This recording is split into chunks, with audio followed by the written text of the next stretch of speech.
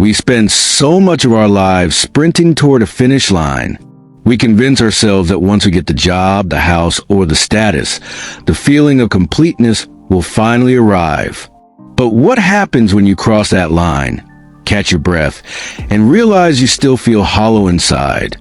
If you've ever felt that ache, that suspicion that despite all your hard work, something is fundamentally missing, then you need to hear this story. It might just change the way you see your own life.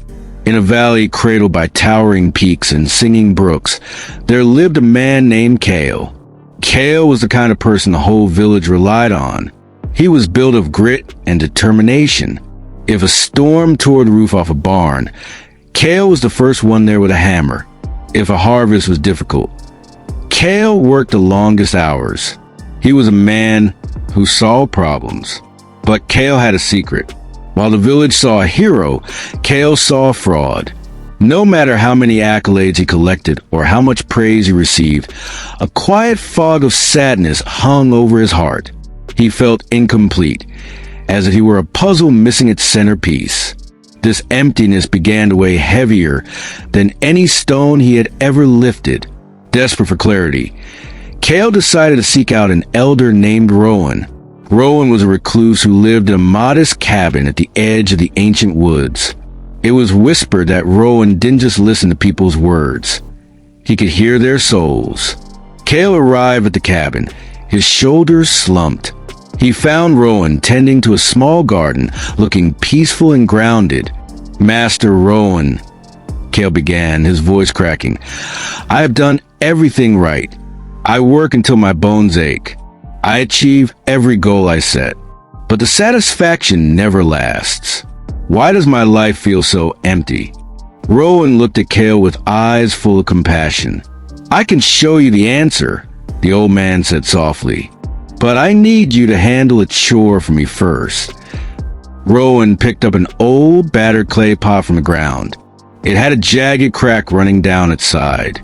"Take this pot," Rowan instructed. "Walk to the stream, fill it, and bring the water back to fill my water barrel. Do this every morning for 7 days." Cale was confused. Why use a broken pot? But he respected the elder, so he agreed. The next morning, Cale began. He dipped the pot into the cool stream and began to walk back. But as he walked, the water wept steadily from the crack in the clay. By the time he reached Rowan's cabin, the pot was barely half full. Day after day, Cale repeated the journey.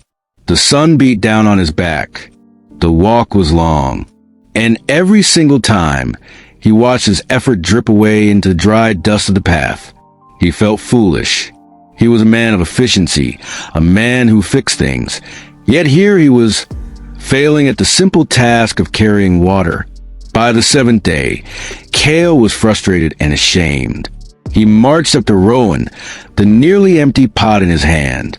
"I have failed you," Cale admitted, looking down.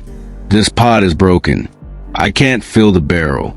No matter how hard I try, my effort leaks away before I reach the destination." Rowan smiled gently. "Failed? No, Cale, you haven't failed. You've done exactly what was needed." The old man gestured toward the trail Cale had just walked. "Turn around. Look at the path." Cale turned. His eyes widened.